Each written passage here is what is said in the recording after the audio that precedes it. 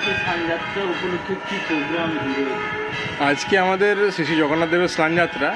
এই দিন প্রভু চতুর্ধা মূর্তি অর্থাৎ জগন্নাথ দেব, বলরাম, সুভদ্রা এবং সুদর্শন এই চারজনে আমাদের শ্রীক্ষেত্র পুরীধামে কলিযুগের ভগবান হিসাবে দারু ব্রহ্মরূপে প্রকট হয়েছিলেন রত্নবেদিতে। সেই উপলক্ষে আমাদের জগন্নাথ সংস্কৃতির আমরা যারা ভক্ত সনাতন হিন্দু যারা, প্রত্যেক মঠ মন্দিরে আমাদের এই দিনটি বিশেষ মর্যাদার সঙ্গে উদযাপন হয়। এবং আমাদের এটি প্রায় 500 বছরের পুরনো মন্দির এবং 5000 বছরের প্রায় পুরনো মানে একটা স্মৃতি। সেই উপলক্ষে প্রভু জগন্নাথ এখানেও দারু ব্রহ্মরূপে প্রতিষ্ঠিত এবং তার বড় দাদা বলরাম এবং মা সুভদ্রার সঙ্গে তাদের সকাল থেকে ষোড়শ উপচারে পূজা, পঞ্চামৃত স্নান, পঞ্চগব্য স্নান এবং সপ্ততীর্থের জল দ্বারা আমরা বিশেষভাবে এই দিনটি উদযাপন করি। এবং এই স্নানযাত্রার পরে আমাদের একটি জগন্নাথের গণেশ বেশ হয় বা গজানন বেশ হয়।